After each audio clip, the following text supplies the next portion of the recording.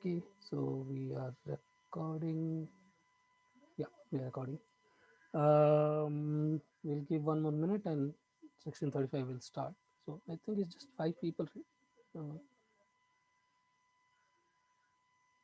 Yeah, I think it's just five of us.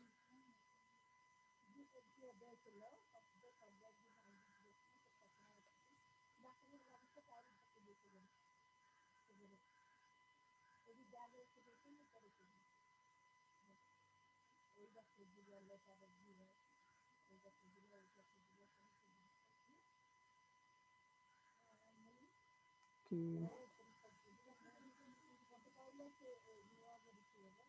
yeah, one more minute.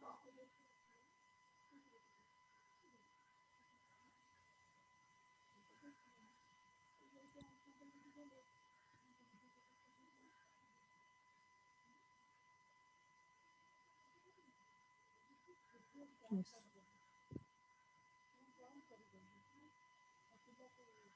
Okay, 16:35. So I'll start now. Okay. Can you guys hear me loud and clear? Can I get a yes? Can you unmute yourself and say yes?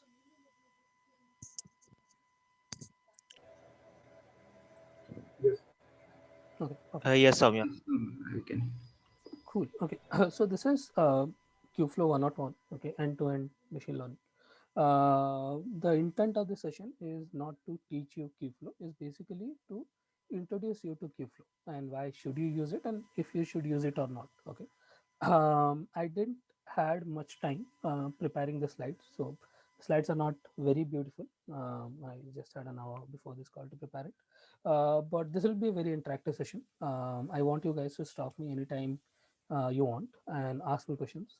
I want you guys to ask me as many questions as possible. The more you ask, the more we'll learn.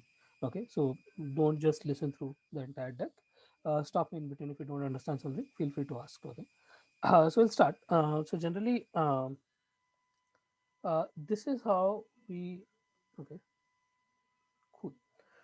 So generally, when we do a machine learning or a deep learning project, right? So this is how it looks. And because we are doing a machine learning project, the obvious thing is the bulk of the project is going to be machine learning code. Okay. Along with that, we do a lot of other stuff like we do some data collection, feature engineering, process management, data management, server infrastructure management, and then hosting and monitoring our model. Okay.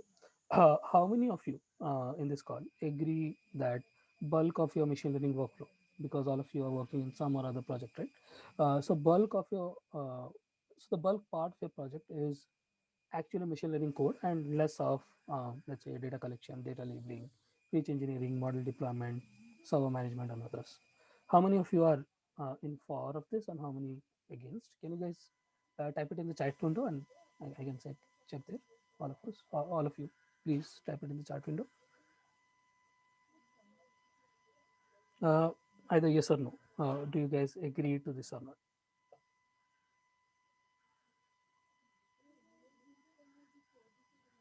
Okay. Ranjan said no. We have okay, four more. Guys, please type. Okay, Tarun thinks it's no. Arpita, no. Siddhant, we're waiting for you. Cool. Siddhant also thinks no. Sai, if you could type it.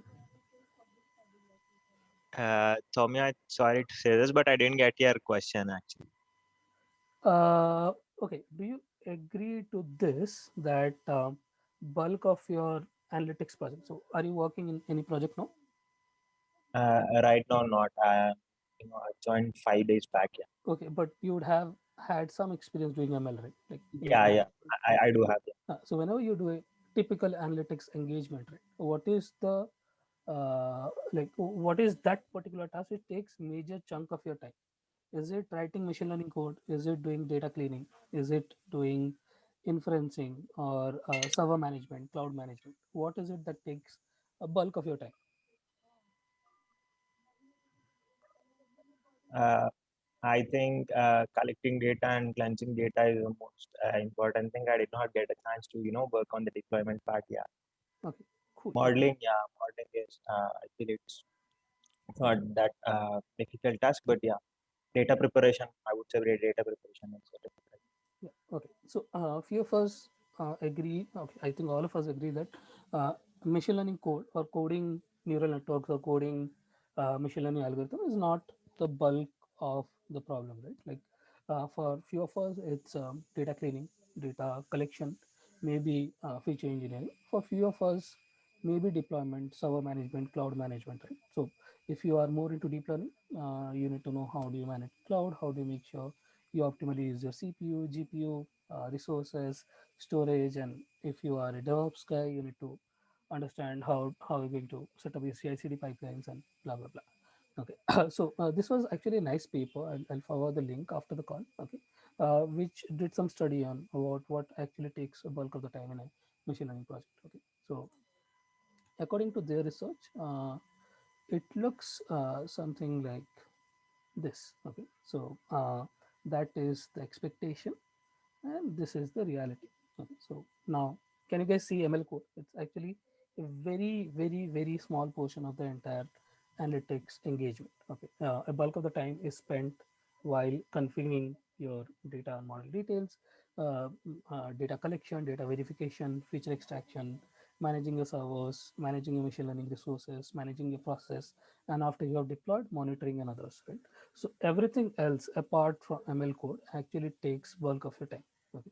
So if you do more and more ML and TL engagements, you'll realize soon that it's not just okay import Keras or from scikit-learn import blah blah blah. Okay, it's mostly how good you are in handling your data, how good you are in deploying your models and changing it on the fly, right?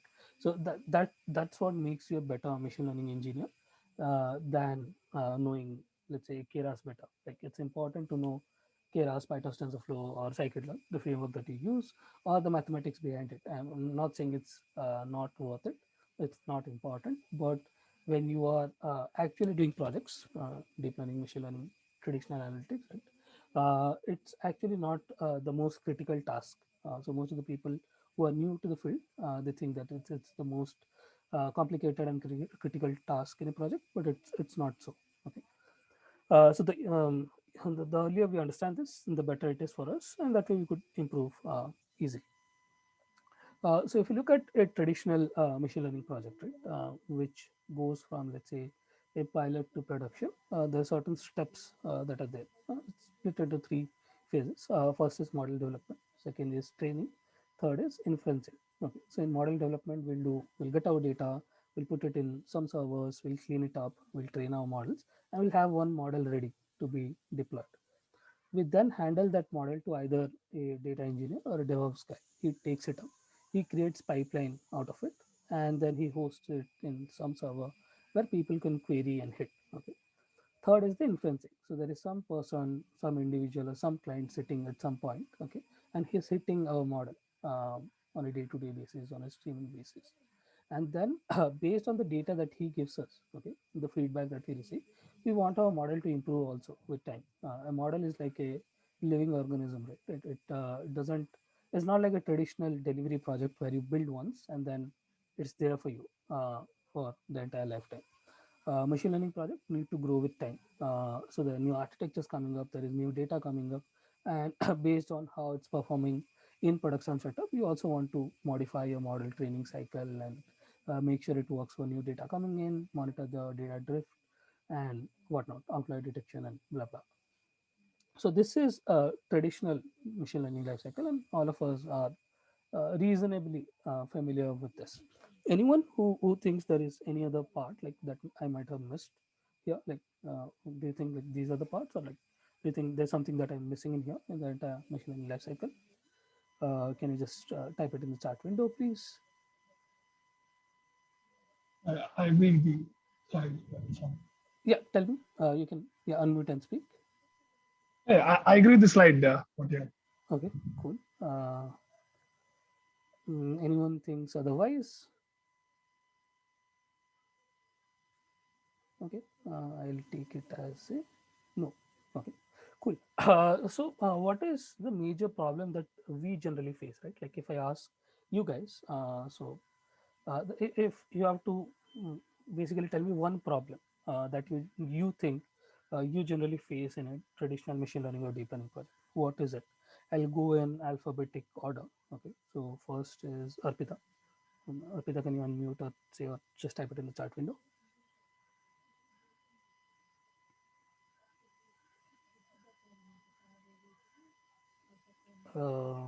Okay. Next, okay, Arpita, sure, if you are typing it. Ranjan, can you go next? It's mostly the drift in the data during production and the training data. Data drift in production. One. Yes.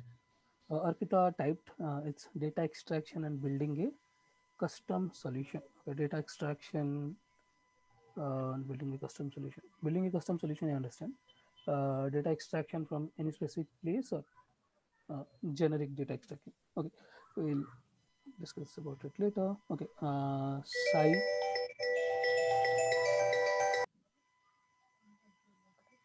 Sai, do you want to go next? Yes, Soumya. I think collecting data from heterogeneous sources, different sources, that would be it. Okay, collecting data from different sources and basically managing them together to feed to model or whatever. Right? Yeah, getting into a structured format. Cool, nice. Siddhant. I think cleaning, Soumya, is the Okay, data most. cleaning. Yeah, because of all the cleaning that you have already done. Yeah. Yeah, nice. Tarun. Yeah, so I agree with cleaning, but also one thing I found was getting the exact model what you want to finalize. So let's say we have different sets of models, all that need to finalize which model and which features to take about. Yeah, that would be the big task. Okay, nice. So from what we hear, right, two major problems, right? One is data, cleaning your data. Like you have your data, you need to clean it and make it in a format that's going to give us better models. Second is once you have the model, you need to decide which model to use. And third is when you use it in production, you need to understand when the data is changing and how the model is reacting to it. Based on that, change the model. For me, the problem is very simple, right? It is basically okay, going from laptop to the cloud, right? So generally, when we start a project or we start a POC, we start with our laptops, which are very good machines, very dear to us, comfortable machines, which we can use to code machine learning or neural nets, whatever it is. Right? But once we have an initial version of the solution, we don't really know what to do. And when I say from laptop to cloud, it basically means from pilot to production or from POC to production. Basically, take it to a place where people start using it, and that's the barrier that we at Gramna have been struggling to breach. Like we have done multiple projects, and the most scalable project that I have worked so far was WMP, which again is not a very scaled version of a project. Like not a lot of people are still using it, but it was done in a decently optimized and automated manner. So I think that's the best I have done, and I can speak for others as well. Right? We don't really build models that go out and there are thousands of people using it and it adapts with changes and whatnot. That's something that we have not done, and we would like to do that in future. And that's not a very simple problem to solve. Like big companies have not been able to solve it. Probably Google and Facebook are doing the best at the moment. We can learn from them and adapt. So there comes Kubeflow, right? So when you think of building solutions for production use, right? That is where Kubeflow comes in and it shines at that particular place. So Kubeflow has three properties which make it unique and which make it a tool lovable enough for everyone. First is scalability. Okay, so do you guys understand containerization, Docker, Kubernetes? Quick yes or no in the chat, please. Everyone, can you please type in yes or no? Y and N. You don't have to type yes or no. Y and N should do. Siddhant says Docker yes, others no. Okay, cool. So much Tarun here. Heard of Docker? Try to use that and others. Okay, heard of Docker. Okay, cool. Tarun. Ranjan says yes to both Docker and Kubernetes. So he's probably the most educated among us right now because I don't understand Kubernetes. Anyways, so Arpita says she has a very high level. Arpita, are you male or female? Sorry, I don't. Arpita Anand, she or he. So high level understanding of Kubernetes, Docker. Sai,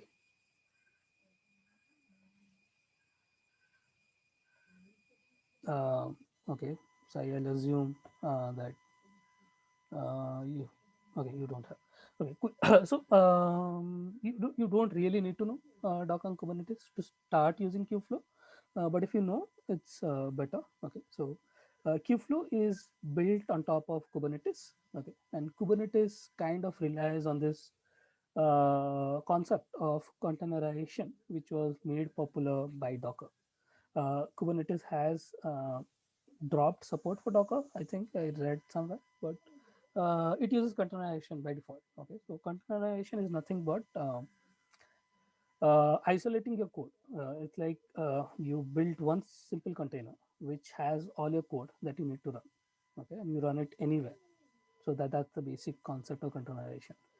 And since Kubeflow is built on Docker and Kubernetes, it is highly scalable. So the first property is scalability. So it can scale to 1,000 machines, as many machines you want, as long as you write your own code properly. So you write a code, create a container out of it, and then it's the responsibility of your pods in Kubernetes to scale it up.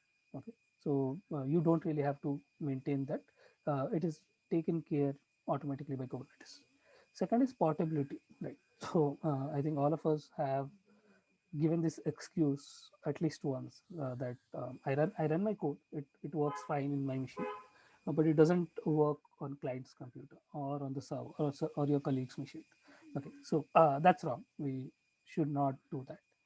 That's why we have containers. And again, since Kubeflow is built on top of it, it brings portability by default. Third is composability. So we discussed about data cleaning, data processing, data managing. Okay, we discussed about model building, model tuning, finding the right model. We discussed about hosting the model or maintaining the infrastructure, monitoring and all. Now all these are different pieces, and you could compose them together to build your entire life cycle. Okay, so Kubeflow brings in these three properties: scalability, portability, and composability. Okay, cool. So I assume just like the Docker, this works no matter the operating system used, right? Yeah, it It doesn't works matter on the operating system, the infrastructure, or anything. So it can run anywhere and everywhere. So anything that has a support for K8 is it also supports Kubeflow by default, and K8 is widely acceptable. So yeah. did I answer your question, Tarun? Yes. Okay, perfect. Now Kubeflow has several components. I will not speak about each and every component, but we'll have a very high level overview of everything that is there in Kubeflow. Okay, so Kubeflow comes with a very nice UI.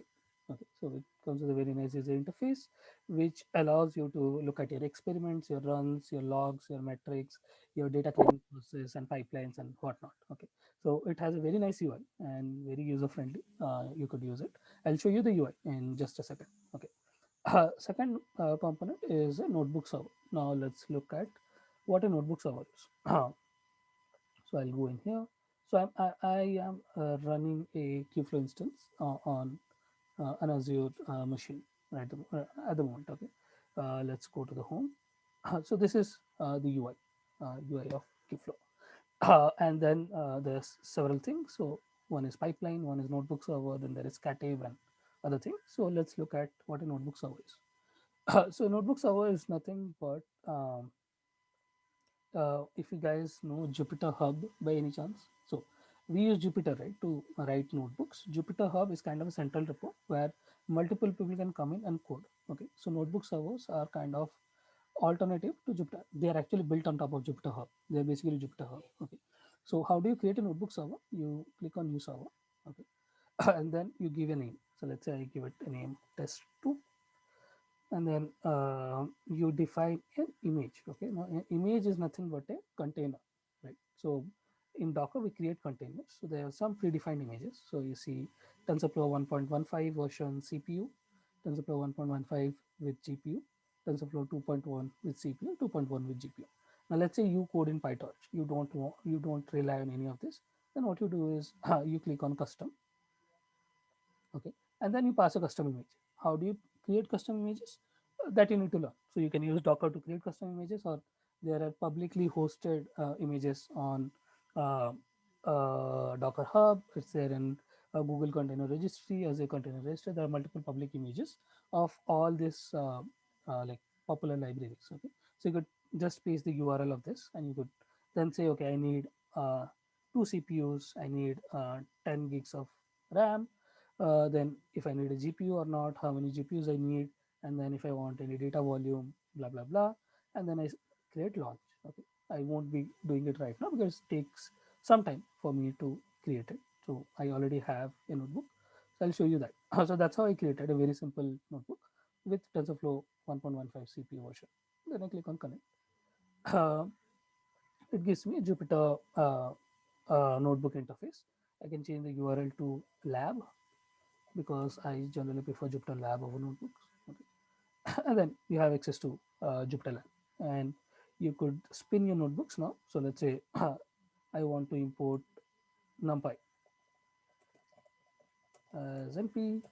I want to import TensorFlow, STF, okay, and I should be able to do that, right? Like I want to write some code, sorry, I can do that, right? So it solves one very basic problem for me. So let's say there is a new team member who has just joined us in a project, and there are certain libraries that we're using. Okay, he doesn't really have to set that up in his local machine. He can directly go in here, start a new server, use one of the container images that we have provided, and he's up and running with all the data, all the libraries pre-installed.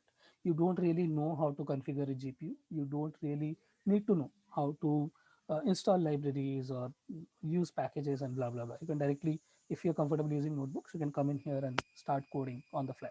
You don't have to do the whatever the backend processing of setting up your machine before starting your project. Okay, clear, guys? Like any questions in here? No, sir. No.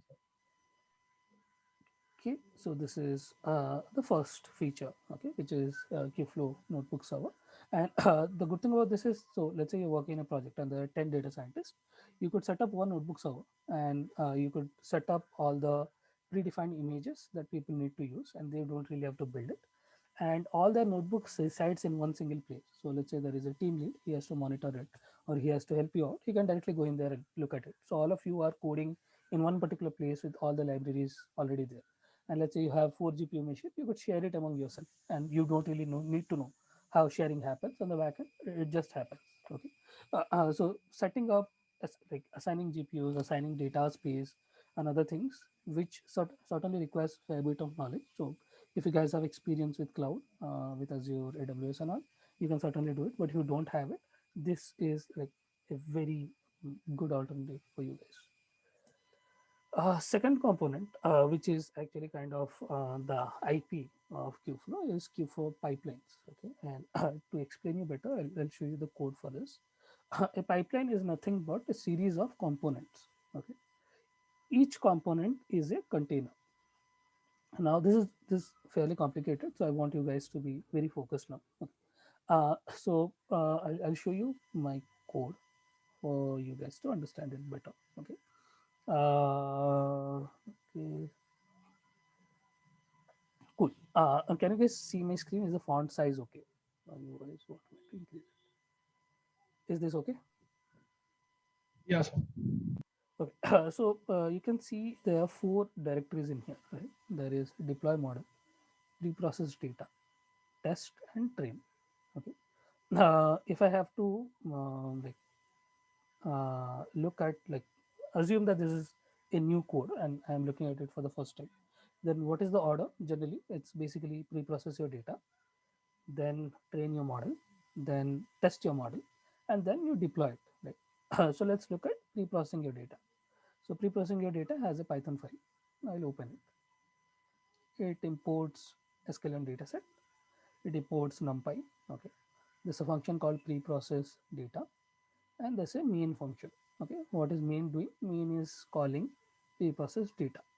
Fine. What is pre-processed data doing? It's using datasets to load some dataset, Boston housing pricing data to be specific.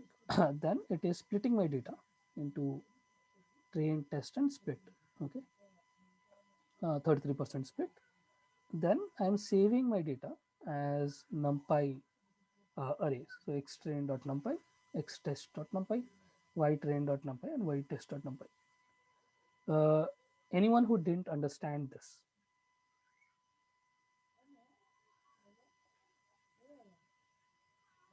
feel free to say no or type it in the chat window. Anyone who didn't understand? Okay, if you don't say anything, I'll assume it is no. Okay, I'm assuming it as no. Okay. So this is a very simple function, right? It loads Boston housing pricing data, it splits it into train test, and then it stores it. That's okay. Now the concept of pipeline is every process of yours is a component. Okay, so if I have to explain it to you better, so something like this. Okay, so let's say I am building a deep learning model, and I have 4 steps. Okay, step 1 is pre-processing my data. Okay, step 2 is feature engineering, and step 3 is building my model. Step 4 is deployment. Okay, now what Kubernetes says or Kubeflow says is this entire 4 step of yours is a pipeline. Okay, this is a pipeline, and each of this component is one part of a pipeline. So this is one component, this is another component, this is another component, and this is another component. Now, how is a component different? It says that every component should have its own container. So this should have its own container. Feature engineering step should have its own container. Model should have its own container, and deploy should have its own container. Okay. And how do these containers interact with each other? They have endpoints. Okay, so every container will have one input and one output. Okay, so this output goes here, this output goes here, and then this output goes somewhere. Okay, but all of this should be able to execute independently in an isolated manner. Okay, now when I say that all of this component should reside in a container, what I mean is there should be a Docker file. Okay, there should be a Docker file that should containerize this code. So if I look at my code here, so this is pre-processed data. Now I want to containerize it. Then what I'm saying is I'll create a Docker file. So what this Docker file does, it says it starts from a base Python image. Okay. Now if you don't know Docker, I don't expect you to understand it, but just listen through it. Okay, you'll understand it eventually. Then you say that okay, please install scikit-learn and NumPy. Okay. Also important is you're setting your working directory as /app. Then you're saying copy preprocess.py file, which is in my local here, this one, to my container root preprocess.py. Now here root is actually not root because my working directory is app. It will be app/preprocess.py. Okay, and then you say okay, whenever this container runs, the first step you need to run is run python preprocess.py.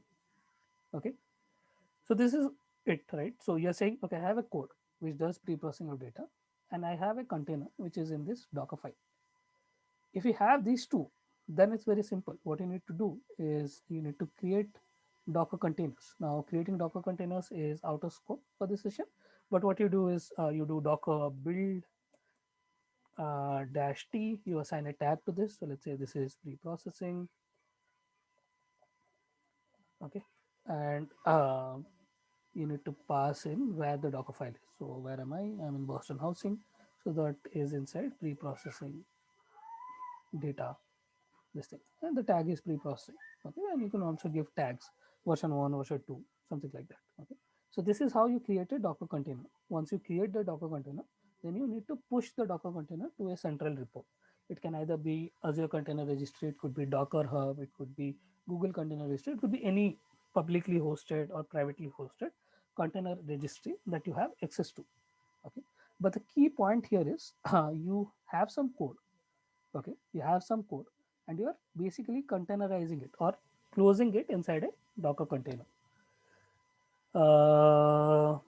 Is everything clear so far? Guys, you need to speak. Yeah, yeah, sir. It's clear so far. Cool. Okay, I'm assuming for others also it's fairly decent. Okay, we have others joining in, Murli and Venkatesh. Hey guys, and if you're not understanding and following somewhere, please let me know. Okay, so that's just one part, right? So pre-processing data is one part of my component. So here when I said is just part one. Next part is training my model. So let's look at training model code. This is a training.py file.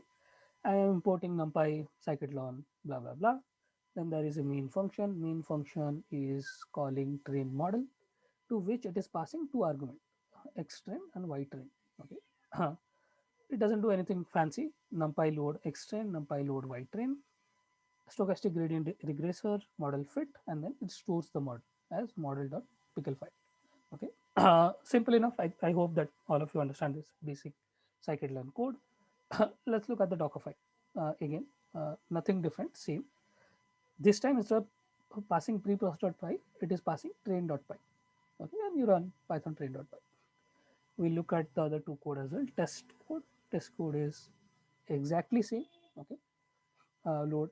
So instead of passing xtrain ytrain, we are passing xtest and ytest. And I also need a model, so I'll pass the model path as well. So I take these three things, I load it, I do a prediction, I compute the standard error, and I store it in standard output, output.txt file. Okay, and then I deploy the model. So deployment code is basically this. So I'm literally not doing deployment, it's just for the demo purpose. Okay, so one thing that you can see, right, for every part of a code, so let's say train.py, preprocess.py, deploy.py, right, there's a Docker file. Okay, and the Docker file is basically for this purpose, right? So each code should be, each step should be encapsulated and it should be isolated. Okay, the only communication that it need to make with the previous version is passed as arguments.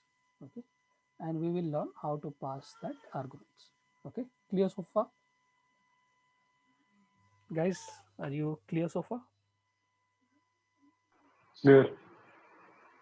Okay, perfect. So now comes the magic. Okay, so the magic is pipeline.py. Okay, so how many of steps you have? Okay, the one thing that you need to make sure is it's inside a container. Okay, and the advantage that it gives you is because it is isolated, it could be something very different. So let's say you are working in a project which has 1,000 terabytes of data. Okay, and you're building a deep learning model, so you can't really handle 1,000 terabytes data using Python. Okay, you decide you'll use Spark, and Spark is based on Scala. So you could create a container on Spark and Scala, which does your data cleaning and data munging. Okay, then you could do your EDA in R. So let's say you are good with exploratory data analysis using R. So you could create another container which does basic EDA using R. Okay, then you build a model using PyTorch, which is on Python. Okay, and then you do deployment on, let's say, PHP. Okay, so you have four different stacks, four different people, four different teams working in isolated containers, and the only thing that they need to remember is how they pass the data through. Okay, and that's very easy to learn, so you don't really have to worry much about it.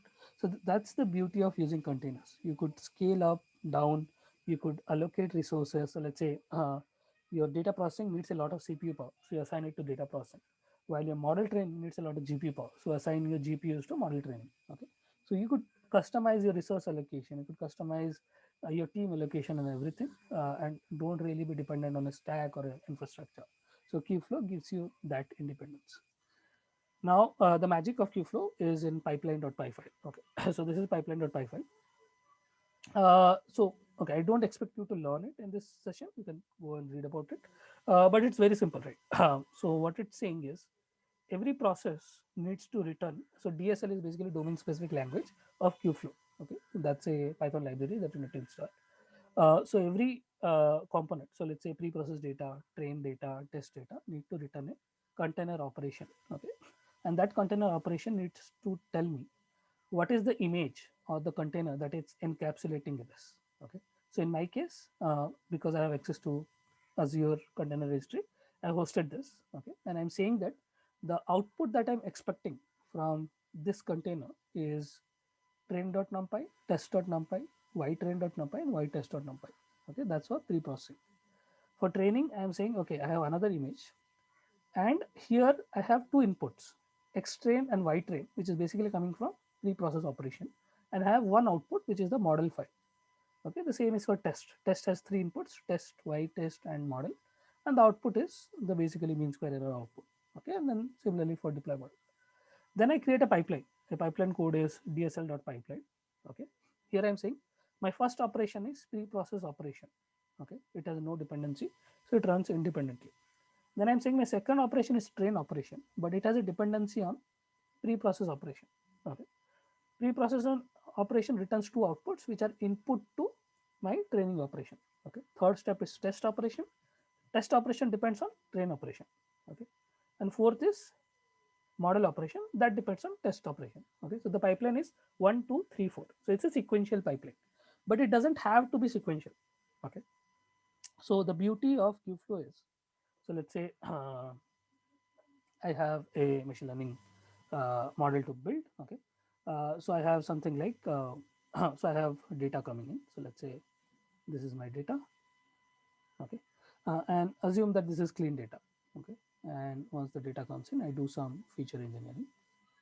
Okay, I have done some feature engineering, and then I want to test 10 different models. Okay, so I want to test ResNet, I want to test VGG, I want to test, let's say, Inception, I want to test transformers, whatnot. Okay, and then I want to deploy only one of these. So whatever is giving me the best metric, based on that, I'll deploy only one of this. Now, traditionally, if I have to do it, I have to do this sequentially, right? I'll get my data, I'll do feature engineering, then I'll try ResNet, I'll check the accuracy, I'll try VGG, I'll check the accuracy, I'll try this, and I'll do that, right? However, here I am not constrained in a sequential operation because I know exactly what is a dependency. I can create a dependency parser, and based on that, I can say, okay, after you have feature engineering, run all these things in parallel, and I can assign that many GPUs. And when I go back for my lunch and come back, I should have all the results handy with me. Clear? Is this interesting? Do you guys think this is something that you guys will use it?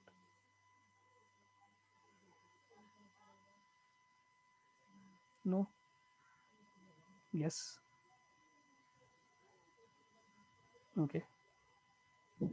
So, Samya, if I can understand, if I understand this correctly, we have four different Docker files for each of those what you have said. For each, for the VGC one, for the rest and all.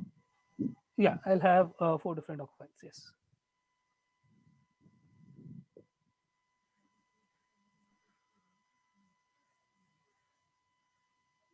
Okay.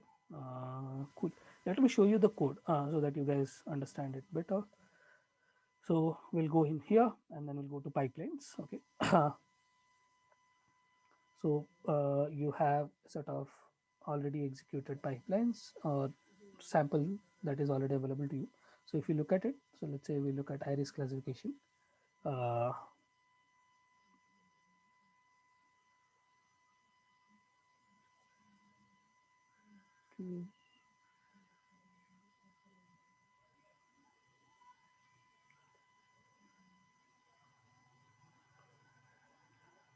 okay.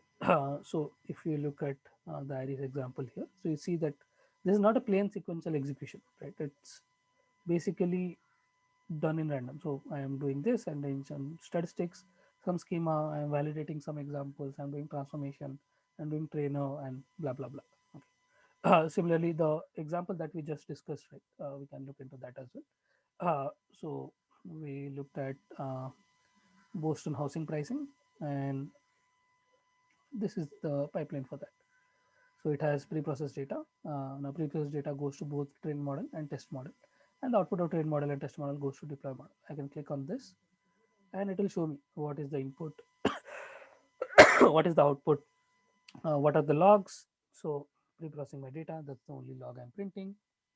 I can draw my visualizations, I can pass in my confusion matrix, whatnot. So everything that you want will be there in one single place for you to look at. So you could also plug in MLflow in here to monitor your model metrics in a more visual fashion.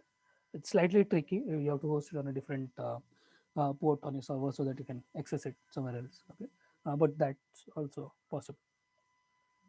So this is like the most fascinating and the best part of Qflow. Like this is why people use Qflow. It's basically because of pipelines.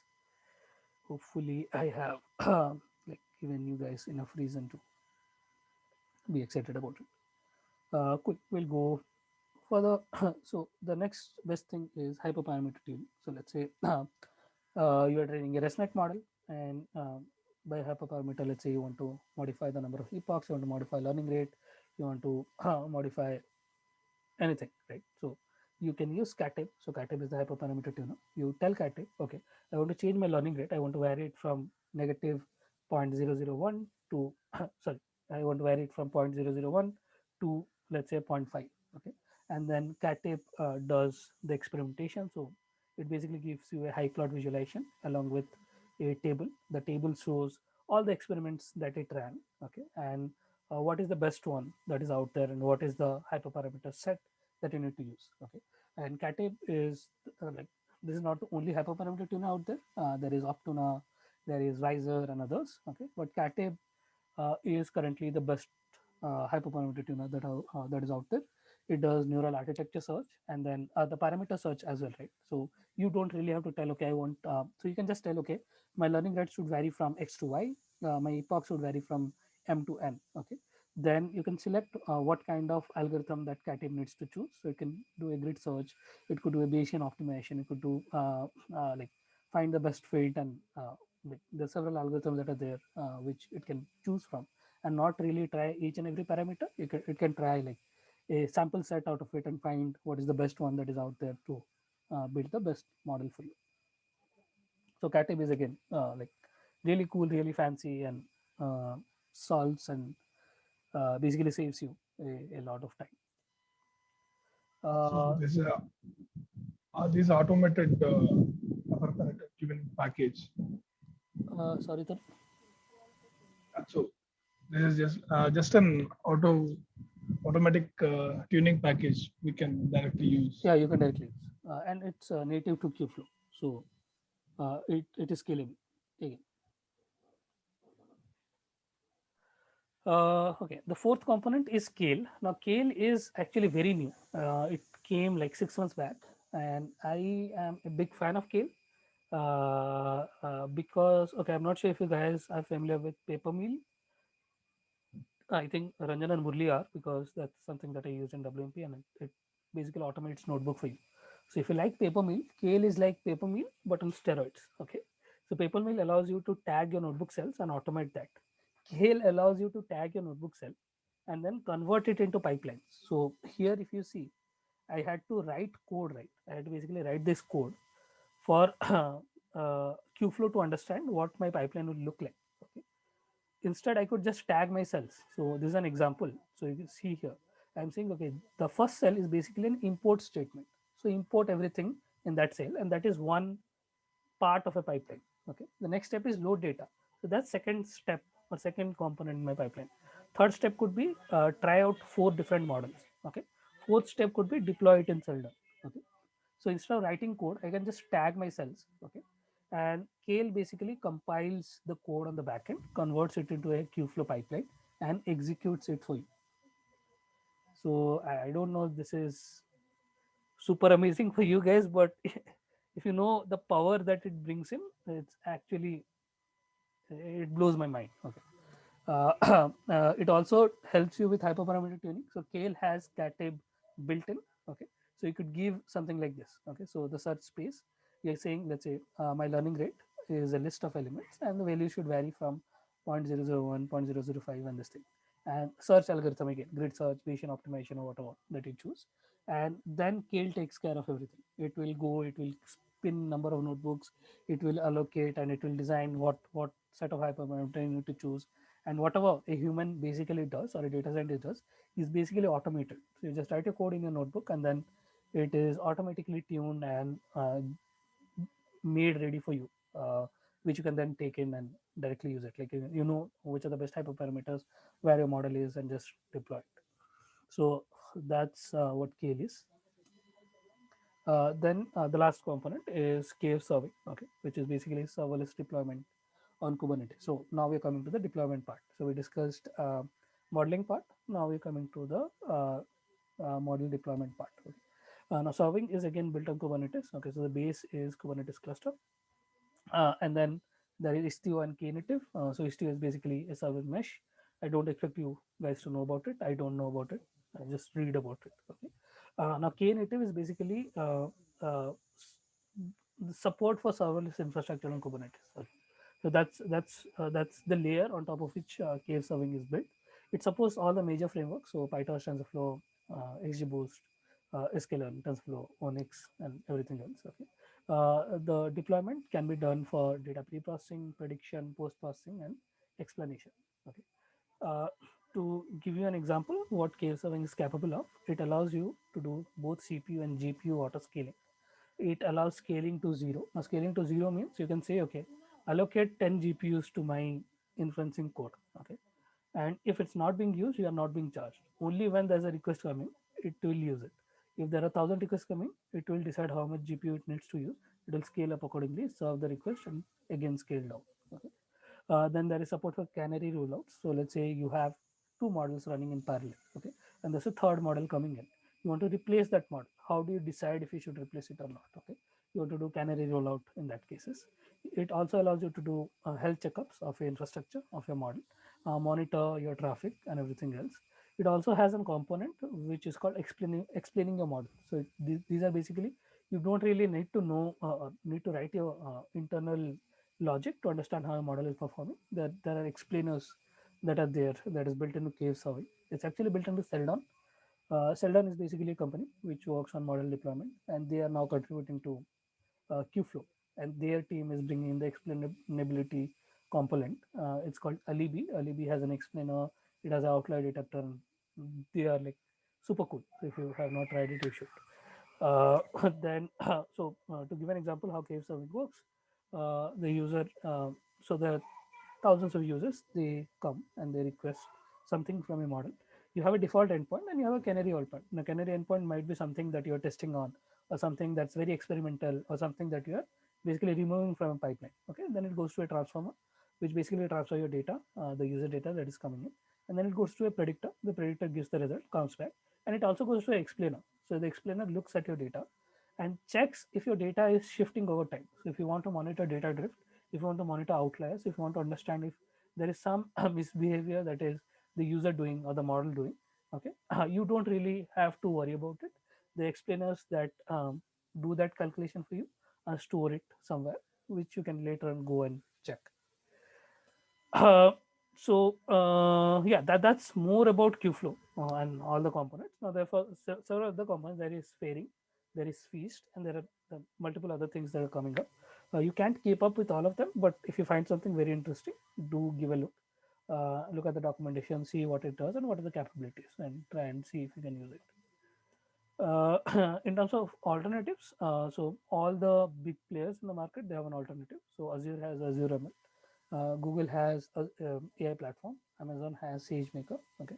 Now the good thing and the bad thing about this is because these are infrastructure dependent. Okay, they work really good in their platform. So let's say if you're using Azure ML, it will work really good inside Azure. Okay, but because it's native to Azure, it won't work for GCP or AWS. So if you're switching your infra, you can't really use it. The same is for AI platform and SageMaker. In terms of open alternative, there is MLflow, but MLflow doesn't do everything that Qflow does. It does a subset of the job. Okay, and you could actually use MLflow within Qflow.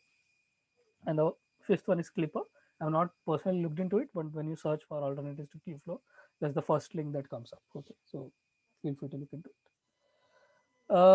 Okay, now all the good things about Qflow. I told you all the good things. Okay, now what are the bad things? Okay, first is it has a very poor documentation.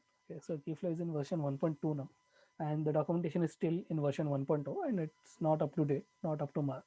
There are a lot of bottlenecks, a lot of loopholes. Qflow is in rapid development. Okay, so every 2 months you see a new release cycle. Okay, and not everything is stable. So there are high chances that your code would break if you're using Qflow. Setting it up locally is very, very, very difficult. So I've tried it for the past 2 weeks, and there are multiple ways in which you could set up Kubernetes and deploy it locally in your machine. I tried each and every single way. Nothing worked for me. Probably I'm not knowledgeable enough in Kubernetes, and I'm not able to debug it. But yeah, it requires plethora of knowledge to debug it and understand what is happening and set it up. Debugging itself is difficult because if you don't understand infrastructure, DevOps, Kubernetes, containerization, and everything else that is there, there is no single way to debug and fix whatever problem you're facing. What should you do, right? Like, okay, I told you about Qflow, I told you good things, then I'm saying, okay, don't use it also because of blah blah reasons. But yeah, I want you guys to use it. It's not like I don't want it. Like, Qflow is the future. A lot of people are using it, a lot of big companies are using it, and everyone is contributing to that. So there's a good future there. So if you learn it, it's a good like weapon to add in your arsenal and use it. Yeah, but personally what I want you guys to do is start thinking about these things, right? So when I used to work on projects a year back, right, I never thought about these things. I never thought about building scalable models, or doing automation, or deploying it for multiple people, or thinking about canary rollouts and all these things, right? And if you're new and if you're doing projects like starting out with ML or doing few projects or smaller projects, you don't really worry about these things. Okay, but with time you'll have to do scalable projects. Okay, you have to deploy models for people to use, and that's where this thing comes in. So start thinking about these things, and if any of you uh, have faced any of the challenges that we discussed today, right, in any of your projects, I want you guys to reach out to me. Let me know, and we guys can work together towards how we can implement Qflow as a part of your solution. Don't implement it directly individually, because then you'll get stuck and you'll hate me for introducing you to Qflow. But what I want is, tell me your problem and we can work together in solving. That's all. Thank you. We have 4 minutes left. I'm exactly on time. Yeah, questions, feedback, anything that you would have liked me to cover, or anything, like whatever you want to discuss now. Yeah, you guys can unmute yourself now.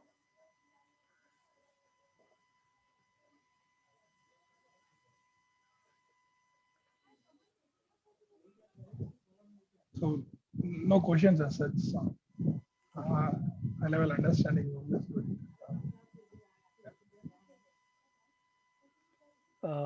Cool. Siddhant, Arpita, and Venkatesh.